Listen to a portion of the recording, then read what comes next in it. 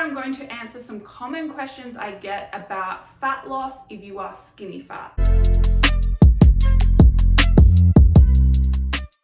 Hello, welcome back to my channel. My name is Jodie and I help you change your beliefs so you can change your body, your health, and your life. This video is another one on skinny fat. I seem to get a lot of interest and inquiries and questions about this, so I thought I would put together a video answering some of the common questions I've been getting, because I assume more people have these questions and just aren't asking them. Good news as well for my loyal subscribers. If you do want to see more, please subscribe. It does help me out.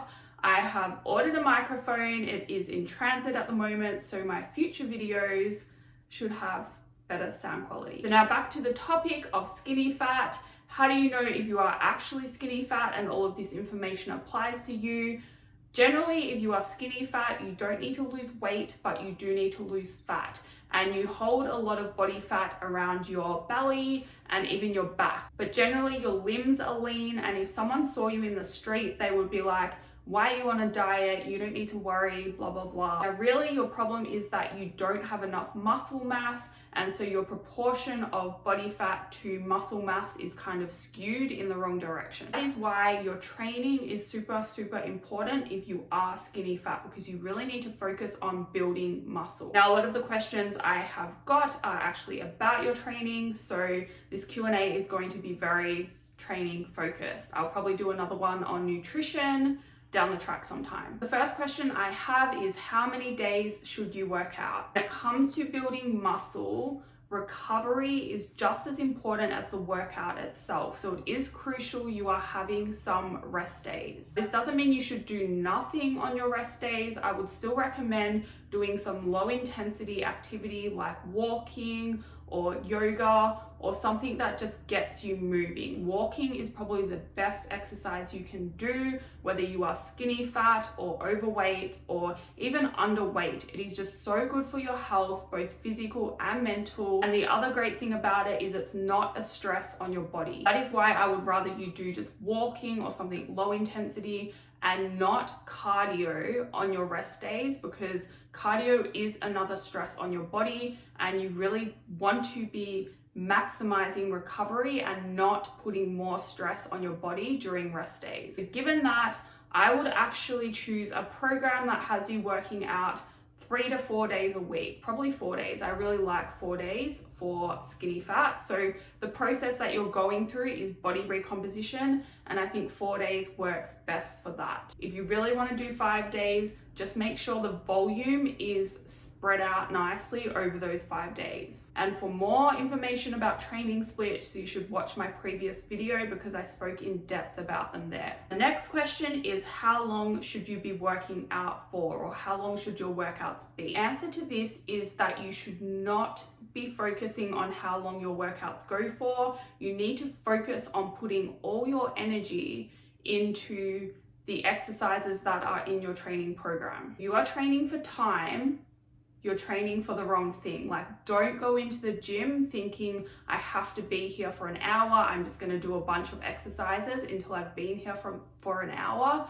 That's not going to get you the result you want. You must be following a proper workout program. And generally, if you stick to the rest times and you train with intensity, your workout should go for between 40 to 60 minutes, especially when you're a beginner, which if you're skinny fat and you lack muscle mass, you are very likely to be a beginner. Even if you have been going to the gym doing weights for a few years, unless you have been training with the right intensity and following a structured program for a few years, you are still considered a beginner in the gym. Generally, my upper body workouts go for about 40 minutes and lower body takes a bit longer just because there's usually more to set up, and they will go for around an hour. If you can actually work out for longer than an hour, you're probably not pushing yourself hard enough within that hour. The next question I get is, how heavy should you be lifting? This is a really good question because it does matter a lot. You need to be putting intensity into those exercises in your program, and by intensity, I mean weight. Now, I like to teach my clients to assess this based on an RPE scale. So RPE stands for rate of perceived exertion. It's a scale between 1 to 10, where 10 is that you have put everything into that set, and by the end of the set, you could not do any more reps. Choose a weight where by the end of doing all the reps in that set, just say there's 10 reps, so by the end of 10 reps, you could not possibly do another one. On the other hand, an RPE of 1 is you could do like heaps more reps by the end of it. So generally you want to be sticking to an RPE of around 7 to 8 for most of your sets. So that means by the end of each set, you should be able to do maybe 2 to 3 more reps max. And as you build each week on your program, you'll probably find that the sets get harder because you're adding weight, you're pushing yourself harder, and maybe by the end of this phase of your program, you would be pushing more towards an RPE of 9 to 10. So you're actually, by the end of the set, you're at a weight where you could only do maybe 1 to 2 more reps max. So you always have to be asking yourself by the end of the set, how many reps do you think you have left in the tank? If you had more than 3, then you probably should have chosen a heavier weight. Now, the next question is to do with ab exercises. There is a myth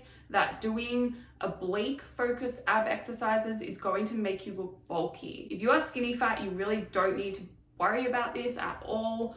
Building muscle takes time, it is hard work. I would include all sorts of ab exercises in your program, but you also don't want to be only doing ab exercises because they're probably the least effective exercises for you at the stage you're in. Remember, you cannot spot reduce fat, so doing a pile of crunches and just ab workouts all week is not going to get you a flatter stomach. Don't worry about getting bulky at all if you are skinny fat. The way you look bulky is if you build muscle, but then also gain body fat on top of that. If you are skinny fat and you are doing things right, you should be building muscle and losing fat at the same time. So even though you're building muscle, you're actually going to end up with a leaner, tighter looking body. That brings me to my last question, and that is, what are the best exercises to do for a skinny fat body? You definitely want to be doing weight training, as I've already said, and you want to be focused on doing compound movements. These are your squats, your deadlifts, your lunges, your rows, your presses. Chin-ups are another great exercise. They should form the core of your program, and then you can add some accessory stuff on top of that as well. But ab exercises, booty band finishes, all of that should just be a finisher. It shouldn't be the priority of your program. Now, I have been asked to make a list of specific exercises I would recommend to include in your program if you are skinny fat. I am going to do that. I just don't have my whiteboard with me at the moment, so that will be a future video. That is all for this video. If you liked it, please hit the like button. Please subscribe if you would like to see more. It does help me out. Feel free to email me with any questions. I put my email in the description box, and I will see you in the next video.